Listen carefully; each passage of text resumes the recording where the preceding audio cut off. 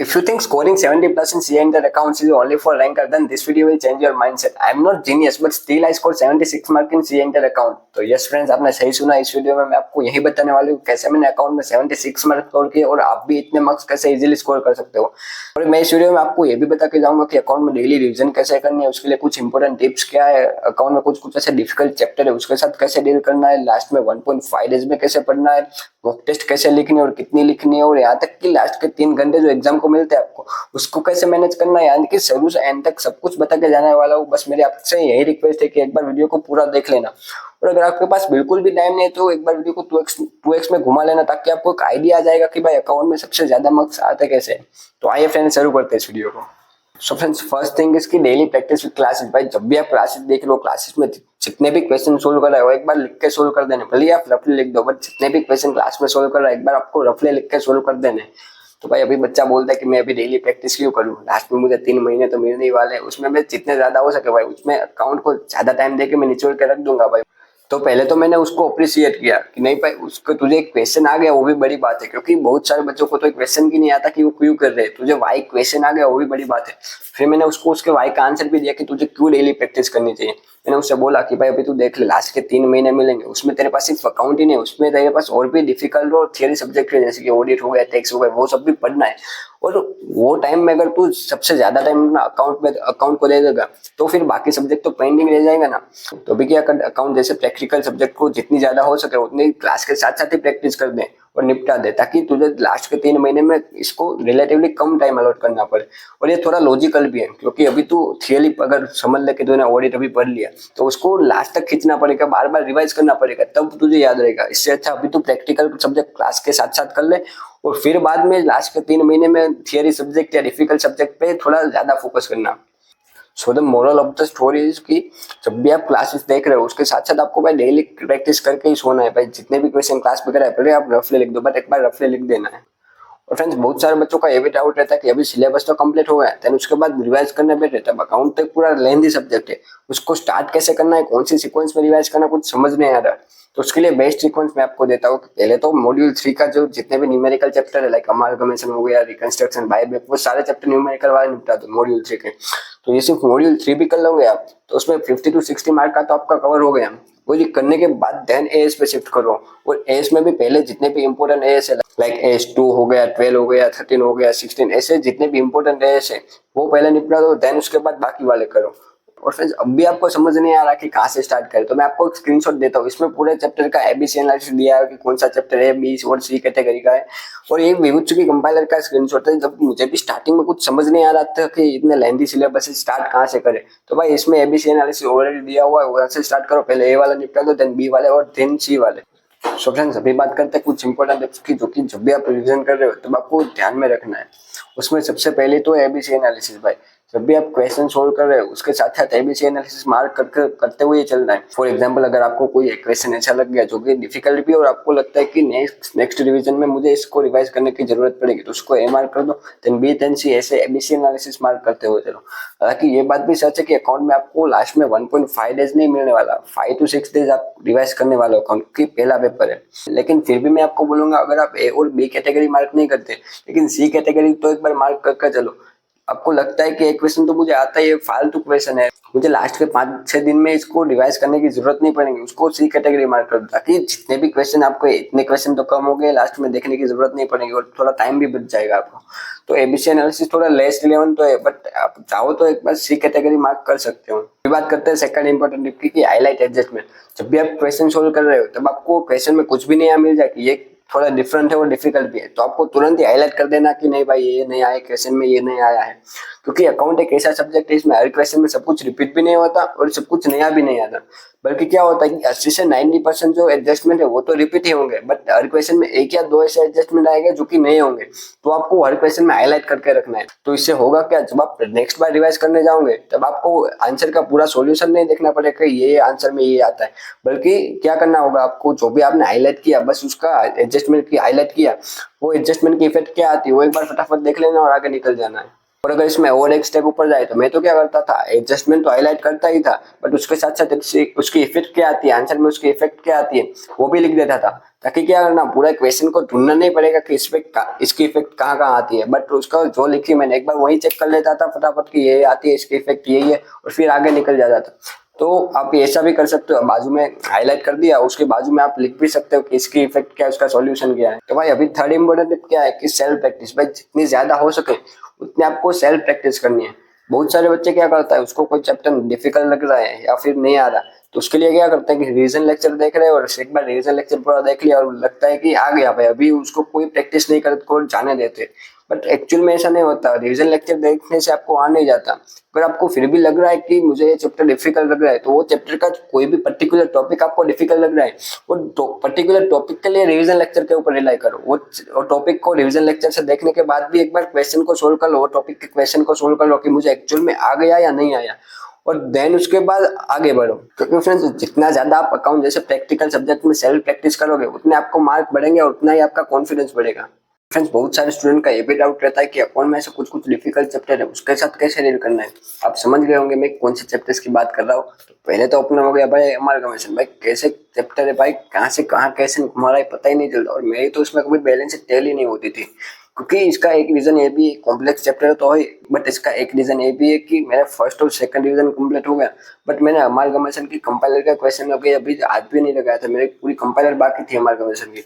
But जब मेरा second revision complete हुआ तब मैंने डिसाइड कर लिया था कि भाई जब मैं थर्ड और लास्ट रिवीजन करूंगा तब भाई अमालगमेशन को इतनी डिटेल में और लिख लिख के भाई इतनी प्रैक्टिस करूंगा कि भाई आंसर से टैली कैसे नहीं होती, भाई बैलेंस शीट को टैली करके ही रहूंगा। और सेम मैंने ऐसा ही किया। मेरी एग्जाम 4 सितंबर को थी और मैंने 29 अगस्त से भाई स्टार्ट किया, यानी कि मैंने पूरे अपने 8 दिन अकाउंट्स को दिए, और इस बार भाई स्टार्ट भी अमालगमेशन से ही किया। भाई एक दिन 29 अगस्त को बैठ गया भाई पूरा लेके अमालगमेशन को स्टार्ट, सुबह से शाम तक भाई सारी प्रैक्टिस उसकी की, 10-12 घंटे एक बार प्रैक्टिस कर ली, हर एक क्वेश्चन डिटेल में प्रैक्टिस कर लिया। भाई कंपाइलर में 50 to 60 क्वेश्चन दिए, तो वो सारा क्वेश्चन को भाई लिख लिख के सोल्व कर दिया। भाई आंसर से टैली कैसे नहीं होती, भाई तो टैली करके ही रहूंगा बैलेंस शीट को।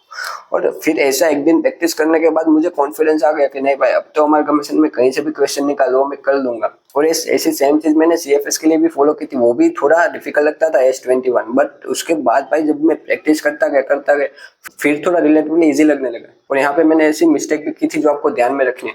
भाई मैं चाहता तो भाई अमालगमेशन को भाई 29 अगस्त की जगह भाई पहले भी कर सकता था, भाई पहले 10-12 घंटे देख के कोई पूरा प्रैक्टिस किया होता तो भाई हो जाता मेरा।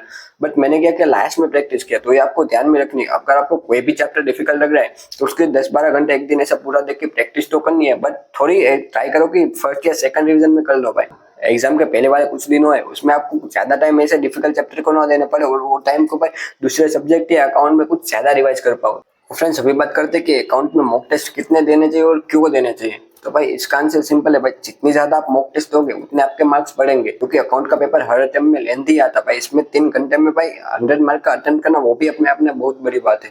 तो 100 मार्क का अटेम्प्ट कैसे करोगे, भाई जितनी ज्यादा मॉक टेस्ट दोगे उतना आपको भाई कॉन्फिडेंस आएगा कि भाई 100 मार्क का मैं अटेम्प्ट कर सकता हूँ। हर मॉक टेस्ट देते टाइम आपको ध्यान में रखना है कि भाई जितना ज्यादा हो सके ट्राई ऐसी करना है कि आप 100 मार्क का पेपर अटेम्प्ट कर पाओ। क्योंकि अकाउंट एक ऐसा सब्जेक्ट है, इसमें कुछ नया नहीं आएगा। अगर आपने पिछले 5 साल के एमटीपी आरटीपी और पीआईक्यू कर रखे थे उसके बाहर से कुछ नहीं आएगा। भाई 80 to 90% उसमें आएगा, चांसेस है कि 10-20% बाहर से आ जाए। अकाउंट के साथ प्रॉब्लम क्या है कि इसका पेपर हर टाइम में लेंथी बहुत आता है। 3 घंटे में पेपर कंप्लीट करना 100 मार्क का, वो भी बहुत बड़ी बात होती है। इसके लिए आपको मॉक टेस्ट लिखना है, जितना ज्यादा आप मॉक टेस्ट लिखोगे उतना आपकी भाई राइटिंग स्पीड भी बढ़ेगी। इसके लिए आपको मॉक टेस्ट लिखना है। अभी बात करते हैं 1.5 डे स्ट्रेटेजी। हालांकि अकाउंट आपका पहला पेपर है इसलिए 1.5 डेज तो नहीं, बट आप एटलीस्ट 6 से 7 दिन तो देना ही है, क्योंकि अकाउंट आपका पहला पेपर है। अगर आपका पहला पेपर अच्छा चला गया तो बाकी के पेपर में आपको कॉन्फिडेंस अपने आप ही आ जाएगा। तो इसलिए आपको ट्राई करना है कि 6 से 7 दिन दो और बढ़िया वाली पूरी प्रैक्टिस करके फिर जाओ एग्जाम हॉल में। अगर मेरी बात करूं तो मैंने तो पूरे 8 दिन दिए थे, क्योंकि मुझे अमालगमेशन जैसे डिफिकल्ट चैप्टर को डिटेल में प्रैक्टिस करना था। बट आप चाहो तो 6 से 7 दिन भाई इनफ है अकाउंट के लिए।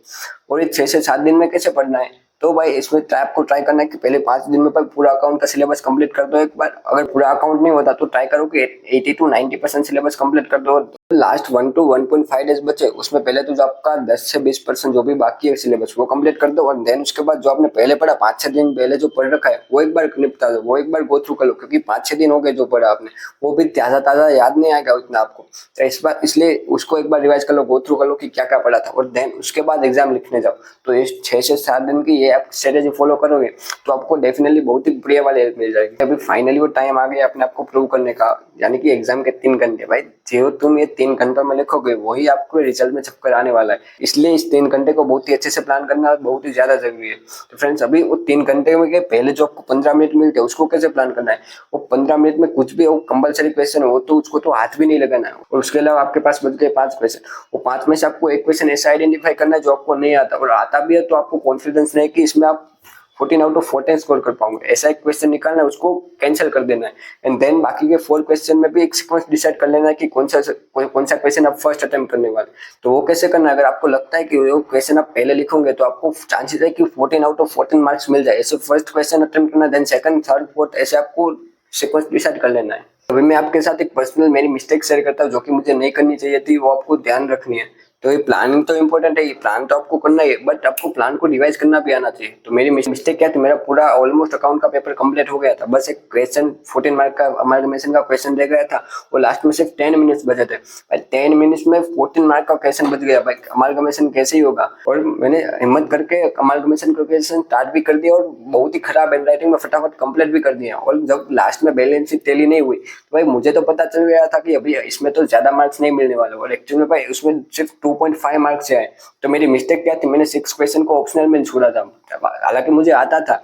उसमें एक थियरी का क्वेश्चन पूछ रखा था, उसमें 4 मार्क की रिकंस्ट्रक्शन की जनरल एंट्री थी जो कि बहुत ही इजी थी, और 6 मार्क का ब्रांड अकाउंट का क्वेश्चन था। अगर मैं 6 क्वेश्चन के लास्ट के 2 क्वेश्चन भी अटेम्प्ट कर लेता 10 मार्क के, तो 10 में से मैं गारंटी दे सकता हूँ कि एटलीस्ट 7 से 8 मार्क तो आ ही जाते। तो ये तो मेरी मिस्टेक थी, अगर मैंने अमालगमेशन को क्वेश्चन नहीं सोल्व करके वो लास्ट का 6 क्वेश्चन सोल्व किया होता तो उसमें से मैंने 2.5 की जगह एटलीस्ट 7 से 8 मार्क तो आ ही जाते। तो भाई आपको ट्राई तो मैक्सिमम यही करना है कि जैसे आपने प्लान किया 3 घंटे का वैसे ही कंप्लीट होना ही चाहिए। बट फिर भी अगर कोई 1-2 बच्चों का रह जाता है तो भाई तुरंत ही प्लान आपको रिवाइज करना आना चाहिए कि मैं एक क्वेश्चन अटेम्प्ट करूंगा और एक क्वेश्चन अटेम्प्ट करूंगा, ये दोनों में से मैं कौन सा क्वेश्चन अटेम्प्ट करूंगा तो इसमें मार्क्स ज्यादा आएंगे, ऐसे आपको एनालाइज करना आना चाहिए। और एनालाइज करने के बाद आपको लगता है कि इसको छोड़ के मैं दूसरा वाला क्वेश्चन अटेम्प्ट करूंगा तो उसमें भाई डेफिनेटली मुझे थोड़ा ज्यादा मार्क आ जाएंगे। तो ऐसा तो तुरंत ही आपको प्लान रिवाइज करना आना चाहिए, तुरंत ही इसको कैंसिल करके भाई दूसरे क्वेश्चन पे शिफ्ट कर जाओ। भाई मुझे अभी कोई बोले कि पूरे वीडियो को एक लाइन में समराइज करके दिखा, तो भाई मैं पूरे वीडियो को क्या, मेरी पूरी एकेडमिक जर्नी जो मैंने अभी तक सीखा उसको एक लाइन में डिफाइन कर सकता हूँ। तो वो लाइन क्या थी, जितनी कम आप मिस्टेक करोगे उतने आपके मार्क्स बढ़ेंगे और उतनी आपकी रैंक आने के चांसेस बढ़ेंगे। आपने सुना नहीं, क्या थी लाइन, जितनी कम आप मिस्टेक करोगे उतने आपके मार्क्स बढ़ेंगे और उतने ही ज्यादा आपकी रैंक बढ़ेगी। मीनिंग क्या है इस लाइन का, कि जितनी कम मिस्टेक करोगे उतने आपके रैंक आने के चांसेस बढ़ जाएंगे। तो रैंक आती कैसे भाई, 12-14 घंटे पढ़ने से रैंक नहीं आ जाती। तो रैंक कैसे आती है, अगर फॉर एग्जांपल कोई बंदा जो 12-14 घंटे के पढ़ने के बाद भी सेम मिस्टेक एग्जाम में दोबारा कर रहा है और आप थोड़ा कम पढ़ के भी एग्जाम में वो मिस्टेक नहीं कर रहे हो, तो भाई आपकी रैंक आ जाएगी और उसकी नहीं आ पाएगी, क्योंकि आपने मिस्टेक नहीं की है। ऐसे वाले ये थोड़े देखेंगे कि भाई इसने 12 घंटे पढ़ा या 14 घंटे या 10 घंटे, वो तो ये देखेंगे जितनी कम आप मिस्टेक करोगे उतने आपके मार्क्स ज्यादा आएंगे। मिस्टेक मिनिमाइज कैसे कर सकते हो, क्योंकि हम ह्यूमन है भाई, 100% मिस्टेक को कम कर दे ऐसा तो पॉसिबल नहीं है, बट मिनिमाइज कहाँ से कर सकते हो।